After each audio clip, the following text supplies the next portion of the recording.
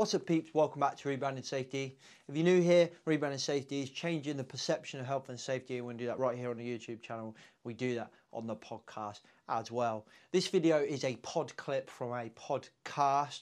You can get the podcast on pretty much any platform. Just search Rebranding Safety. Rebranding Safety is sponsored by Paradigm Human Performance HSE subscription service, the perfect solution for those of you in small, medium-sized enterprise that feel like you're just spinning loads of plates all the time. Without further ado, let's get into today's pod clip. I think we have to be cautious because it'd be very easy obviously in politics it's very easy. I just think that that's a very clear picture of how easy it is to hate people. Right. And hate people without even knowing those people. Right. And I think, I don't know, that just seems kind of dumb to me. Like, I don't know those people. I can't say that I hate that person. You know, I don't know. Right. I don't know until I know. Right? Yeah. I find it quite hard to hate people in general. But I would never know if I do unless I chat with you. Right. I'm never going to really know. I'm just drawing these broad assumptions, right, based off of what I see and what I hear, not really what I know. Right. Yeah. So I think that it is important to, again, back to that point on conversations. I think that's where it's so vitally important, is that we go and we actually seek out and talk to people about any of this stuff. That's where I think conversations like this are so important, or telling stories are so important. I think that the more that we can really know and understand folks and understand the why, kind of back to the point, there's a why there. And I'll share a little bit more of an intimate story, but.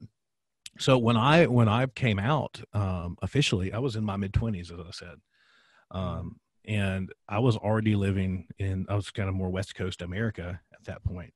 And when I came out, when I came out to my mother, that was it. Like, we didn't have a relationship for 3 years. No way. I didn't speak to my mother for 3 years. And let me say this, she didn't speak to me for 3 years. Oh, let me put it that way. So I share that. Not to pick on my mom at all. That's not my point here. And I get into a little bit more detail of it in the book. But it's this: she was raised in a very Southern religious household. She was raised to believe that everything that I was now saying, that, hey, this is me, was an abomination. And she took it as almost a personal slight. Yeah. Right, because she felt that stabbed her deep in her religion, right? Yeah.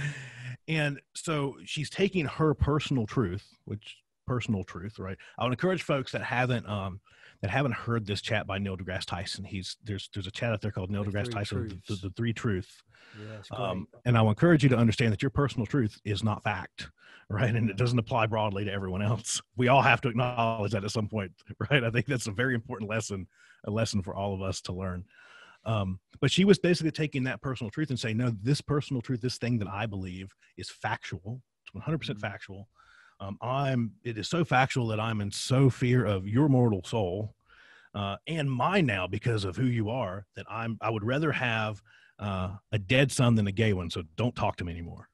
Fuck. Right. So I basically lived 3 years of my life. Right. And I'm saying this again, not to go, oh, mean, person, but to say that 3 years later, and now, like, I'm probably call my mom when I leave here. Right.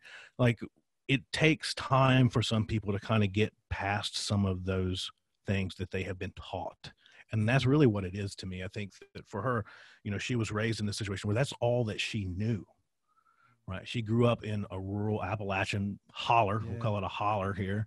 And a lot of people in those areas never leave. That's all that she really knew. And then eventually, once she, through force, unfortunately, it was forcefully, got to know a gay person, it took her some time, and she still struggles. She's still working on some things. Yeah. But it eventually led to her being much more open-minded. Unfortunately, the sad part about that is we lost 3 years of a relationship. Yeah. In the long run, the great thing about that, though, is that she's now a much more open-minded and understanding person. And I say that entire thing, though, again, to understand the why. When people say those hate-filled comments, I don't know. I tend to lean in and believe that people are good, right? And I don't know. I don't see people just saying those things just willy-nilly, no reason, right? It's coming from somewhere. it started from somewhere. And I think you pry into that and you break some of those things down and you change minds. Again, not by shouting about what's bad, but showing them what's good, right? And I think that's through building those relationships.